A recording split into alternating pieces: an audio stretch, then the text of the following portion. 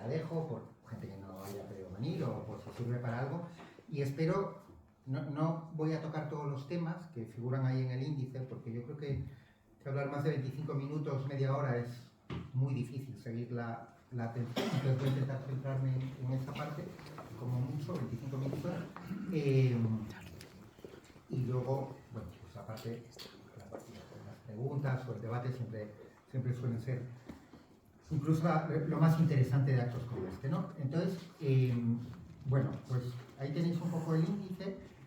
Realmente son como dos conferencias en una, ¿no? Una es la primera parte de lo que ocurrió en Madrid durante la pandemia, en la residencia, y la segunda parte es más cómo funciona el negocio, que a mí no es la palabra que me gusta, pero que quienes vienen a hacer negocio sí que la utilizan, cómo funciona el sistema residencial, que es muy importante entenderlo para saber por qué las personas que viven en residencias, la inmensa mayoría, estaban mal atendidas antes de la pandemia, por eso surgieron asociaciones como Marea ya antes de la pandemia, y siguen mal atendidas ahora muchas de ellas, ¿no? Entonces eso va más allá del tema concreto de lo que ocurrió durante la pandemia, ¿no? A ver, muchas veces tendemos a intentar explicar lo que ocurre con una sola causa, ¿no? Pues fue esto otro. Los fenómenos complejos pues, y tan tremendos como la pandemia nunca obedecen a una sola causa, obedecen a diversas causas que influyen en diversos grados también.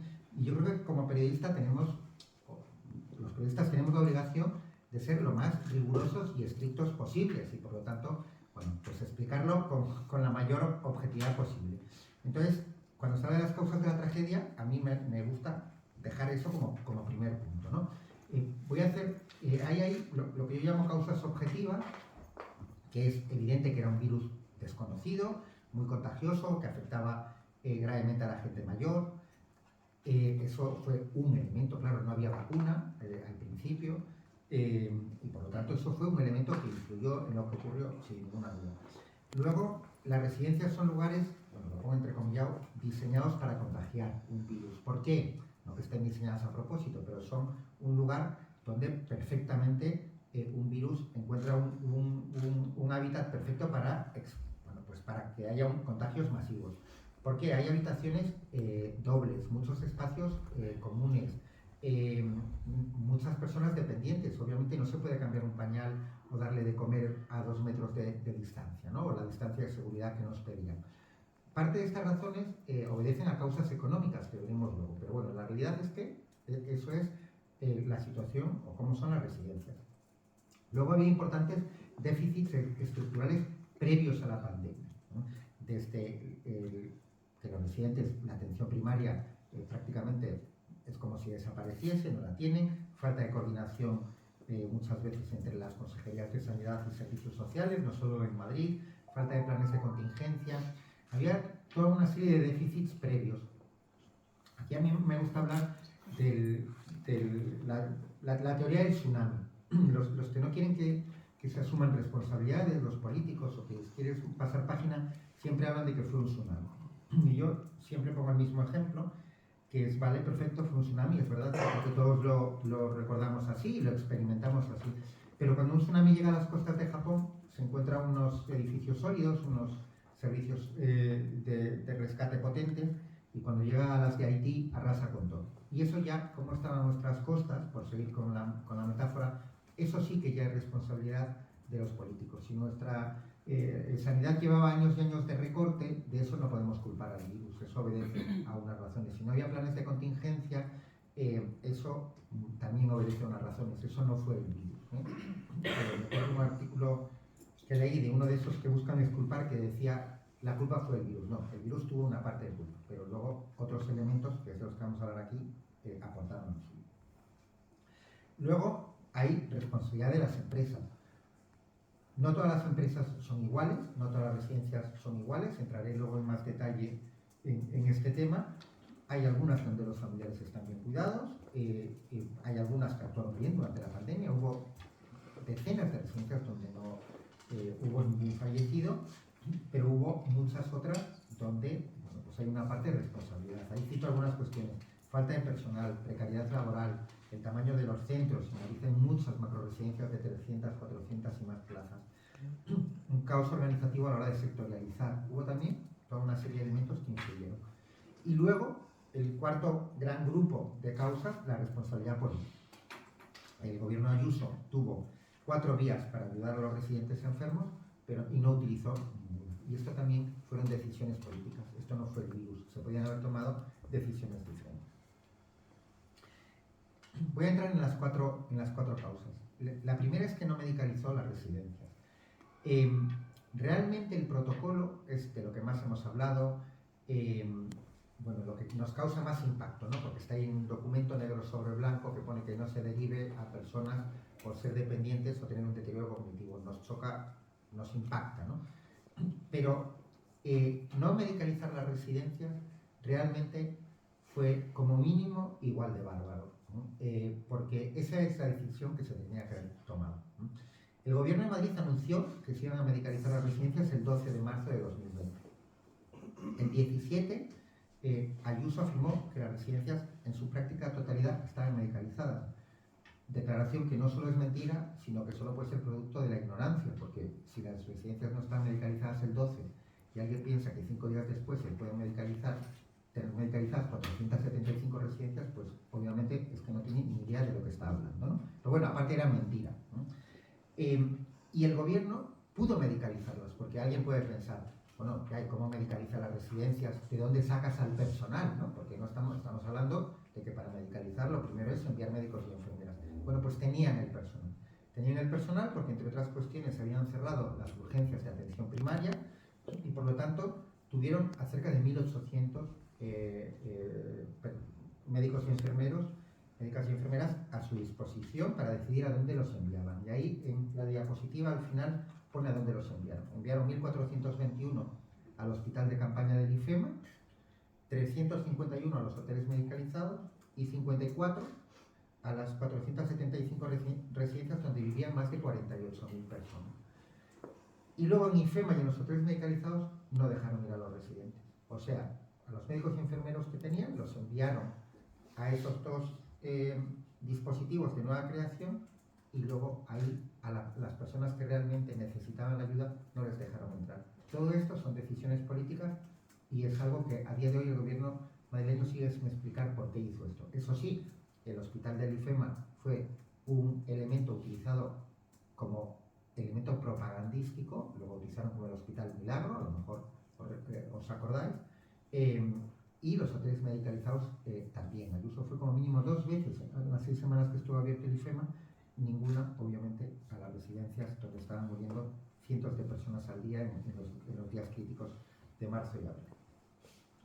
Segunda vía para ayudar: si no medicalizas las residencias, que habría sido lo lógico, la segunda vía es, pues obviamente, derivas a los enfermos a los hospitales públicos. Esto es lo que frenó el protocolo. El protocolo, básicamente, lo que establece es que personas con un deterioro cognitivo o una dependencia física, por ejemplo, ir en silla de ruedas, que, bueno, hubo 4 protocolos en 4 días, el 18, 20, 24 y 25 de marzo. El tono es entre muy bárbaro y simplemente bárbaro, pero cómo se aplicó, lo que hizo es que durante esos meses 7.291 personas fallecieron en las residencias sin ser trasladadas a un hospital. Muchísimas de ellas, en esa mayoría, sin recibir tampoco una atención médica adecuada. La tercera vía era, lo acabo de mencionar, el hospital de campaña de IFEMA. Si tú creas un hospital de campaña, la lógica dice, bueno, enviemos allí a las personas que más lo necesiten, ¿no? Pues no sé, es como si en una guerra crea un hospital de campaña y en vez de mandar a las personas que están sufriendo heridas en el frente, envían a los que tienen taquicardia en la retaguardia. Pues no parece lógico, ¿no? Bueno, pues esto es lo que se hizo aquí. Se crea el hospital de campaña, se manda 1.421 profesionales sanitarios y IFEMA atendió exactamente a 23 residentes con síntomas leves de 2 residencias concretas, ¿no? Un día. Por lo tanto, no atendió a quienes lo necesitaban, y en las 6 semanas que estuvo abierto IFEMA fallecieron 5.795 personas en las residencias sin atención hospitalaria. Por cierto, todos los datos que doy, salvo que diga lo contrario, son siempre datos oficiales facilitados por el Gobierno de Madrid. ¿vale? A través de transparencia. Bien, y la cuarta vía es que no utilizó los hospitales privados. El Gobierno de Madrid toma una decisión que es acertada, que dice que pasan a estar bajo el mando único de la Consejería de Sanidad los hospitales públicos y privados, lo cual es un acierto en una situación de pandemia, de forma que bueno, pues tanto los 34 públicos como los 68 privados pasaban a depender de la Consejería de Sanidad. Eso sí, esa decisión correcta a quien no le sirvió es a los miles de residentes que estaban enfermos en las residencias. ¿Por qué? Porque salvo que tuvieses un seguro privado, no hubo ni una sola derivación directa desde una residencia a un hospital privado, salvo los casos en que ese residente tenía un seguro privado. Hubo algunas personas que ya estaban hospitalizadas en un hospital público que trasladaron a hospitales privados, pero desde una residencia directamente a un hospital privado, ninguno, salvo que tuviese seguro privado. Aunque, según los responsables, en determinados momentos tuvieron camas libres. Es más, 2 veces al día se reunían los responsables de los principales grupos de hospitales privados de Madrid con la Consejería de Sanidad para ver qué necesidades tenían, cuántas camas tenían, etc. Por lo tanto, en esas reuniones, en esas 2 reuniones diarias, perfectamente el Gobierno de Madrid podía haber informado que necesitaba camas para las personas que estaban falleciendo sin recibir una prestación adecuada. Vale, esto como iré rápido y es un resumen menos alto. La justicia, ¿qué ha ocurrido hasta ahora? Porque es una pregunta que a lo mejor sale también en el debate y que siempre doy una charla en Madrid siempre. ¿No? Bueno, inicialmente esto Carmen se lo sabe mucho mejor que yo, porque llevan desde el principio en esa batalla jurídica, pero a través de varias de residencias, más de 300 familiares, ¿correcto, verdad? 350 familiares presentaron querellas en el 2020 prácticamente todas. Hay decenas que todavía están en instrucción, pero la mayoría han sido archivadas. La razón por la que las archivan es que básicamente, bueno, son querellas por varios delitos, pero entre ellos homicidio y omisión del deber de socorro. Entonces, para ambos delitos tiene que haber lo que se llama un nexo de causalidad. Tú tienes que demostrar que esa persona, por ejemplo, falleció, en el caso del homicidio, a causa de la falta de asistencia médica en la residencia. Entonces, lo que están haciendo los juzgados es básicamente pedir un informe a los forenses judiciales. Los forenses judiciales están diciendo que no se puede demostrar que haya esa relación causa-efecto. Y con ese informe forense, la mayoría de los juzgados archivan. A ver, objetivamente es más difícil de demostrar que una persona de 90 años con pluripatologías muere por que existe ese nexo de causalidad. ¿Qué pasa? Que si se hubiese hecho una investigación seria, se hubiesen analizado qué medios había en la residencia en cada momento, si la Fiscalía hubiese hecho su trabajo cuando tocaba, pues esto habría sido mucho más fácil, habría muchos más elementos para demostrar un delito que es difícil de demostrar, ¿vale? Pero la Fiscalía estuvo durante 5 años mirando para otro lado, ¿no? Básicamente, me gusta mucho ponerle nombre a las cosas, la Fiscal Superior de la Comunidad de Madrid, Almudena Lastra, que ha tenido una actuación, bueno, no voy a poner demasiados adjetivos para no ir a la cárcel tan pronto, pero absolutamente contraria a lo que establece su profesión, ¿no? Y en informes oficiales llegó a mentir descaradamente sobre lo que había ocurrido en la Comunidad de Madrid. Mentir descaradamente, de acuerdo siempre con los datos de la Comunidad